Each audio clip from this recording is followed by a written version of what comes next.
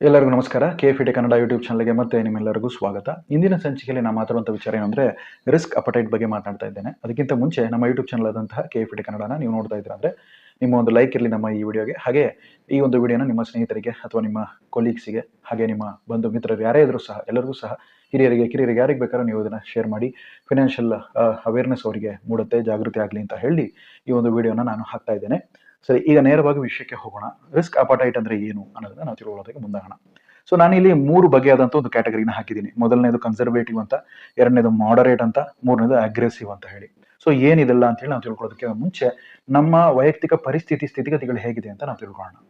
ಸಾಧಾರಣವಾಗಿ financial planning ಮಾಡಬೇಕಾದಂತಹ ವ್ಯಕ್ತಿಯ ಹಿನ್ನೆಲೆಗಳು, ಪರಿಸರ ಹೇಗಿದೆ ಅನ್ನೋದನ್ನ ನಾವು ಗಮನಿಸಬೇಕು. ಇನ್ ಕೇಸ್ ಆಲ್ರೆಡಿ ಅವರು ರಿಟೈರ್ಮೆಂಟ್ ಫೇಸ್ ಅಲ್ಲಿ ಇದ್ದಾರಾ, ಆಲ್ರೆಡಿ ಅವರಿಗೆ ಬೇಕಾದಷ್ಟು ಬ್ಯಾಕಪ್ ಇದೆಯಾ, ಅಂದ್ರೆ ತಂದೆ ತಾಯಂದಿರಿಬ್ರು ಎಂಪ್ಲಾಯೀಸ್ ಆಗಿದ್ದು, ಹಾಗೆ ತಾತ ಅಥವಾ ಅಜ್ಜಿಯ ಒಂದು ಆಸ್ತಿ ಇದ್ದು, ತಲತಲಾಮಾರಿನಿಂದ ನಮ್ಮ ಬಳಿ ಹಣ ಇದೆ ಅಂತಂದಾಗ ಸೊ ಅವರ ಒಂದು ಮನಸ್ಥಿತಿಯೇ ಬೇರೆ ರೀತಿಯಲ್ಲಿರುತ್ತೆ.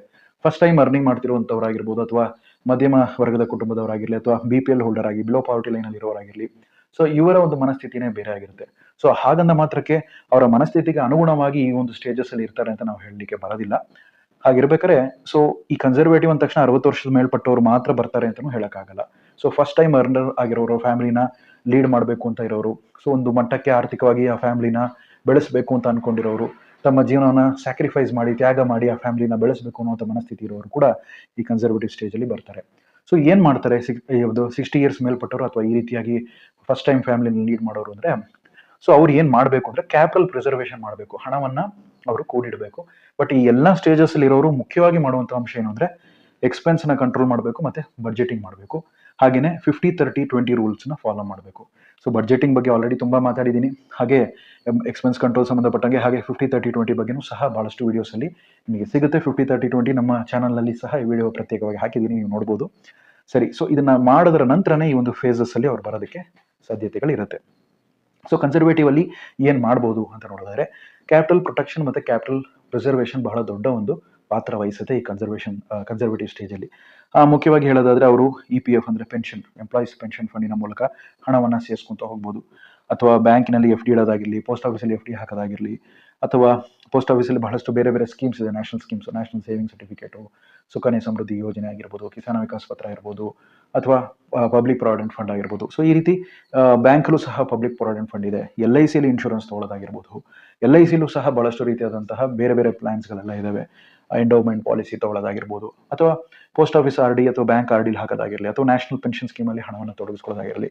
ಸೊ ಇದೆಲ್ಲ ಮಾಡೋದ್ರಿಂದ ತಕ್ಕ ಮಟ್ಟಿಗೆ ಕನ್ಸರ್ವೇಟಿವ್ ಆಗಿ ಹಣ ಒಂದು ರೀತಿ ವೆಲ್ತ್ ಪ್ರಿಸರ್ವೇಷನ್ ಆಗುತ್ತೆ ಅನ್ನುವಂಥ ನಿಟ್ಟಿನಲ್ಲಿ ಆ ಕನ್ಸರ್ವೇಟಿವ್ ಸ್ಟೇಜ್ ಅಲ್ಲಿ ಇರುವಂತಹ ವ್ಯಕ್ತಿಗಳು ಅವರ ಒಂದು ರಿಸ್ಕ್ ಅನ್ನ ಅನುಗುಣವಾಗಿ ಆಕ್ಷನ್ ಅನ್ನ ತಗೊಳ್ತಾರೆ ಅಥವಾ ತಗೊಬೇಕು ಅನ್ನುವಂಥ ವಿಚಾರ. ಸೊ ಈಗ ಇನ್ ಕೇಸ್ 60 ವರ್ಷದ ಮೇಲ್ಪಟ್ಟವರು ಈ ಫೇಸ್ ಅಲ್ಲಿ ಇದ್ದಾರೆ ಅಥವಾ ಈ ಫೇಸ್ ಅಲ್ಲಿ ಇದ್ದೀರಾ ಅಂದ್ರೆ, ಅವರು ಸಹ ಸ್ವಲ್ಪ ನಿಮ್ಮ ಒಂದು ಫೇಸ್ ಇಂದ ಸ್ವಲ್ಪ ಹೊರಗೆ ಬಂದು ಈ ರೀತಿ ಕನ್ಸರ್ವೇಟಿವ್ ಅಸೆಟ್ಸ್ ನತ್ತ ನಿಮ್ಮ ಒಂದು ಹಣವನ್ನ ವರ್ಗಾವಣೆ ಮಾಡೋದು ತುಂಬಾ ಸೂಕ್ತವಾದಂತಹ ಒಂದು ನಿರ್ಧಾರ ಅಂತ ಹೇಳಿ ಹಲವಾರು ಆರ್ಥಿಕ ತಜ್ಞರು, ಫಿನಾನ್ಷಿಯಲ್ ಹಣಕಾಸು ತಜ್ಞರು ಹೇಳ್ತಾರೆ ಅನ್ನೋ ವಿಚಾರ.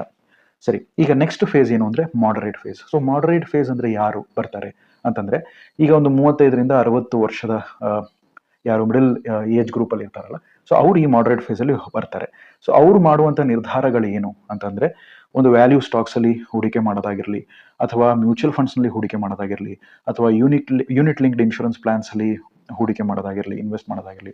ಸೊ ಅವರು ಈ ಏಜ್ ಗ್ರೂಪ್ ಅಲ್ಲಿ ಇರೋರು 35-60 ಇಯರ್ಸ್ ಏಜ್ ಗ್ರೂಪ್ ಅವರು ಈ ರೀತಿ ಮಾಡರೇಟ್ ಆದಂತ ಒಂದು ರಿಸ್ಕ್ ನ ಅವರು ತಗೊಳ್ಳುವಂತ ಒಂದು ಸಾಮರ್ಥ್ಯ ಹೊಂದಿರ್ತಾರೆ ಅನ್ನುವಂಥ ವಿಚಾರ. ಹಾಗಂದ ಮಾತ್ರಕ್ಕೆ ಈ ಏಜ್ ಗ್ರೂಪ್ ಅವ್ರು ಮಾತ್ರ ಇರ್ತಾರ, 60 ಇಯರ್ಸ್ ಅವರು ಮಾಡಂಗಿಲ್ವಾ ಅಂದ್ರೆ ಖಂಡಿತವಾಗ್ಲೂ ಅವರು ಸಹ ಮಾಡ್ಬೋದು. ಇನ್ ಕೇಸ್ ನಿಮ್ಮ ಹಣವೆಲ್ಲವೂ ಸಹ ಈ ಇನ್ಸ್ಟ್ರೂಮೆಂಟ್ಸ್ ಅಲ್ಲಿ ಹಾಕಿ ತಕ್ಕ ಮಟ್ಟಿಗೆ ನಿಮ್ಮ ಫ್ಯಾಮಿಲಿನ ಪ್ರೊಟೆಕ್ಟ್ ಮಾಡಿದೀರಾ, ಸೇಫ್ ಮಾಡಿದೀರಾ ಅಂತ ಆದ ಬಳಿಕ ನೀವು ಈ ರೀತಿ ಮಾಡರೇಟಿಗೂ ಸಹ ಮತ್ತೊಂದ್ಸಲ ಎಕ್ಸಸ್ ಅಮೌಂಟ್ ನ ಅಲ್ಲಲ್ಲಿ ಒಂದು ಚೂಚೂರು ರೀಇನ್ವೆಸ್ಟ್ ನ ಮಾಡ್ಬೋದು ಅಥವಾ ಮರು ಹೂಡಿಕೆನ ಮಾಡ್ಬೋದು ಅನ್ನೋಂಥ ಒಂದು ವಿಚಾರ. ಆದ್ರೂ ಸಹ ಇದರಲ್ಲಿ ಸ್ವಲ್ಪ ಮಾರ್ಕೆಟ್ ಲಿಂಕ್ ಇರುತ್ತೆ, ಮಾರ್ಕೆಟ್ ರಿಸ್ಕ್ ಇರುತ್ತೆ, ಅದರಿಂದ ಸ್ವಲ್ಪ ಗಮನ ಹರಿಸಬೇಕಾಗುತ್ತೆ ಕನ್ಸರ್ವೇಟಿವ್ ಆಗಿರೋರು ಅನ್ನುವಂಥ ಒಂದು ವಿಚಾರ ನೀವು ಮನದಾಳದಲ್ಲಿ ಇಟ್ಕೋಬೇಕು. ಸರಿ, ಮೂರನೇ ಒಂದು ಫೇಸ್ ಏನು ಅಂತಂದ್ರೆ ಅಗ್ರೆಸಿವ್ ಸ್ಟೇಜ್. ಸೊ ಈ ಅಗ್ರೆಸಿವ್ ಸ್ಟೇಜ್ ಅನ್ನೋರು ಯಾರ್ಯಾರು ಬರ್ತಾರೆ, 20 ವಯಸ್ಸಿಂದ 35 ವರ್ಷದ ಒಂದು ಏಜ್ ಗ್ರೂಪ್ನವರು ಈ ಅಗ್ರೆಸಿವ್ ಸ್ಟೇಜ್ ಅಲ್ಲಿ ಇರ್ತಾರೆ ಅನ್ನುವಂಥ ವಿಚಾರ. ಸೊ 20ರಿಂದ 35 ಏಜ್ ಗ್ರೂಪ್ನವರು ಯಾರು ಇರಬಹುದು ಅಂತ ನೋಡೋದಾದ್ರೆ, ಒಂದು ವೇಳೆ ವೆಲ್ ಟು ಡೂ ಫ್ಯಾಮಿಲಿ ಇದೆ, ತುಂಬಾ ತಾತನ ಹತ್ರ ಆಸ್ತಿಗಳಿದೆ, ಅಪ್ಪ ಅಮ್ಮ ಇಬ್ರು ಉದ್ಯೋಗಕ್ಕೆ ಹೋಗ್ತಿದ್ದಾರೆ, ಬಹಳಷ್ಟು ಹಣಕಾಸಿಗೆ ಯಾವುದೇ ರೀತಿಯಾದಂಥ ಕುಂದುಕೊರತೆಗಳಿಲ್ಲ ಅನ್ನೋಂಥವ್ರು, ಅಂದ್ರೆ ಎಲ್ಲಾ ಮಕ್ಳಿಗೂ ನಾನು ಇಲ್ಲಿ ಹೇಳ್ತಿಲ್ಲ, ಕೆಲ ಮಕ್ಕಳು ಏನ್ ಮಾಡ್ಬಿಡ್ತಾರೆ ಅಂದ್ರೆ ಈ ರೀತಿ ಮೀಮ್ ಕಾಯಿನ್ ಕ್ರಿಪ್ಟೋ ಕರೆನ್ಸಿ ಟ್ರೇಡಿಂಗ್ ಮಾಡ್ತೀನಿ, ಪೆನಿ ಸ್ಟಾಕ್ ಅಲ್ಲಿ ಇಂಟ್ರಾಡೇ ಅಲ್ಲಿ ನಾನು ಟ್ರೇಡ್ ಮಾಡ್ತೀನಿ ಅಂತ ಅನ್ಕೊಂಡು ಅದನ್ನ ಮಲ್ಟಿ ಬ್ಯಾಗರ್ ಆಗುತ್ತೆ ನೆಕ್ಸ್ಟ್ ಅನ್ನೋ ಭ್ರಮೆಯಲ್ಲಿ ದುಡ್ಡನ್ನ ಹಾಕೊಳ್ತಾರೆ. ಹಾಗೇನೆ ಬಹಳಷ್ಟು ಜನ ಆನ್ಲೈನ್ ಗೇಮ್ಸ್ ಅನ್ನ ಆಡ್ತಾರೆ, ಆನ್ಲೈನ್ ಅಲ್ಲಿ ರಮ್ಮಿ ಅಂತ ಗೇಮ್ ಎಲ್ಲ ಇದೆಲ್ಲ ಅಂತದೆಲ್ಲ ಆಡ್ತಾರೆ.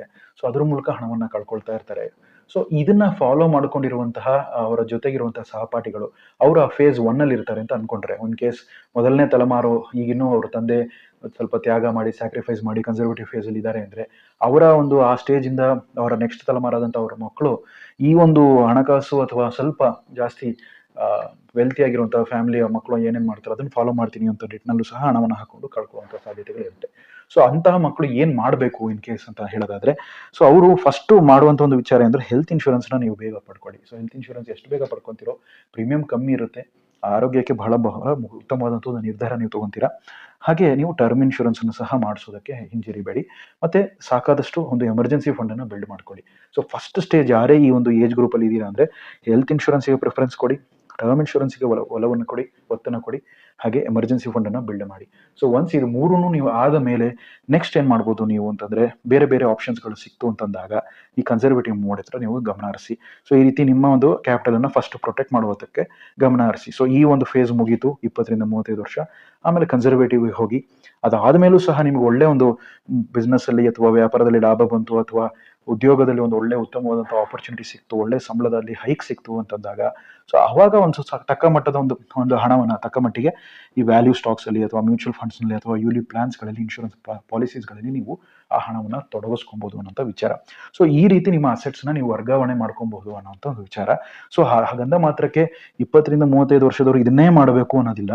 ಬಟ್ ಇದನ್ನ ಎಷ್ಟು ಬೇಗ ನೀವು ಮಾಡ್ತಿರೋ ನಂತರ ದಿನಗಳಲ್ಲಿ ಬರುವಂತಹ ಸಮಸ್ಯೆಗಳಿಂದ ಪಾರಾಗ್ಬಿಡ್ತೀರಾ. ಯಾಕೆಂದ್ರೆ ಸಾಲ ಮಾಡುವಂತಹ ಸನ್ನಿವೇಶ ಈ ಮಾಡರೇಟ್ ಫೇಸ್ ಅಲ್ಲಿ ಇರೋರಿಗೆ ಬರುತ್ತೆ. ಬಹಳಷ್ಟು ಜವಾಬ್ದಾರಿಗಳು ಈ ಫೇಸ್ ಅಲ್ಲಿ ಇರೋದ್ರಿಂದ ನಿಮಗೆ ಸಾಕಷ್ಟು ಎಮರ್ಜೆನ್ಸಿ ಫಂಡ್ ಇದ್ರೆ ಉಪಯೋಗ ಆಗುತ್ತೆ ಆ ಟೈಮಲ್ಲಿ. ಟರ್ಮ್ ಇನ್ಶೂರೆನ್ಸ್ ಇದ್ರೆ ನಾಳೆ ಏನೋ ಒಂದು ಅಪಘಾತ ಆಗಿದ್ದಲ್ಲಿ, ಅಕಾಲಿಕ ಮರಣ ಆದ್ರೆ ನಿಮ್ಮ ಪರಿವಾರ ನೋಡ್ಕೊಳ್ಳೋಕೆ ಇದಾಗುತ್ತೆ. ಅಥವಾ ಅಪಘಾತ ಆಗಿದ್ದ ಸಮಯದಲ್ಲಿ ದಿಢೀರಂತ ಆಸ್ಪತ್ರೆಗೆ ಹೋದಾಗ ಮೆಡಿಕಲ್ ಎಕ್ಸ್ಪೆನ್ಸಸ್ ಮ್ಯಾನೇಜ್ ಮಾಡೋಕ್ಕೆ ಹೆಲ್ತ್ ಇನ್ಶೂರೆನ್ಸ್ ಬಹಳ ಉಪಕಾರಿ ಆಗುತ್ತೆ. ಸೊ ಅದರಿಂದ ಫೇಸ್ ಬೈ ಫೇಸ್ ಆಗಿ ನೀವು ಪ್ಲಾನ್ ಮಾಡ್ತೀರಂದ್ರೆ 20 to 35 years ಈ ರೀತಿ ನೀವು ಪ್ಲಾನ್ ಮಾಡ್ಕೊಳ್ಳಿ, ಅಥವಾ 35 to 60 years ಈ ರೀತಿ ಪ್ಲಾನ್ ಮಾಡ್ಕೊಳ್ಳಿ, 60+ ಇದ್ರೆ ಈ ರೀತಿ ಪ್ಲಾನ್ ಮಾಡ್ಕೊಳ್ಳಿ.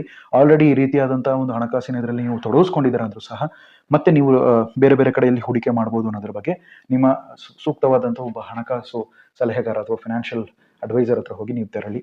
ಅಥವಾ ನಿಮಗೂ ಇನ್ನೂ ಏನಾದ್ರು ಡೌಟ್ ಇದೆ ಅಂತಂದ್ರೆ ನನ್ನ ಸಹ ನೀವು ಕಾಂಟ್ಯಾಕ್ಟ್ ಮಾಡ್ಬೋದು. ನನ್ನ ಒಂದು ಕಾಂಟ್ಯಾಕ್ಟ್ ಲಿಂಕ್ನ, ವೆಬ್ಸೈಟಿನ ಲಿಂಕ್ನ ನಾನು ಡಿಸ್ಕ್ರಿಪ್ಷನ್ ಅಲ್ಲಿ ಹಾಕ್ತೀನಿ.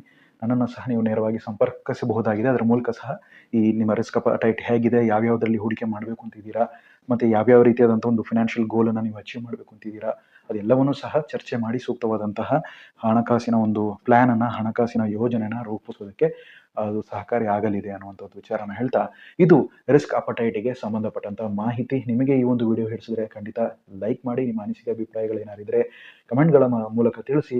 ತಪ್ಪದೆ ನಮ್ಮ ಒಂದು ಯೂಟ್ಯೂಬ್ ಚಾನಲನ್ನು ನೀವು ಸಬ್ಸ್ಕ್ರೈಬ್ ಮಾಡಿ, ನಿಮ್ಮ ಸ್ನೇಹಿತರಿಗೂ ಸಹ ಈ ವಿಡಿಯೋನ ಶೇರ್ ಮಾಡಿ, ಅವ್ರಿಗೂ ಸಹ ಮಾಹಿತಿನ ಹಂಚ್ಕೊಳ್ಳಿ ಅಂತ ಹೇಳ್ತಾ ಮುಂದಿನ ಒಂದು ವಿಡಿಯೋದಲ್ಲಿ ಮತ್ತೆ ಭೇಟಿ ಮಾಡ್ತೀನಿ. ಧನ್ಯವಾದಗಳೊಂದಿಗೆ KFT ಕನ್ನಡ ಯೂಟ್ಯೂಬ್ ಚಾನಲ್ ಪರವಾಗಿ ನಿಮ್ಮ ಸಂದೇಶ.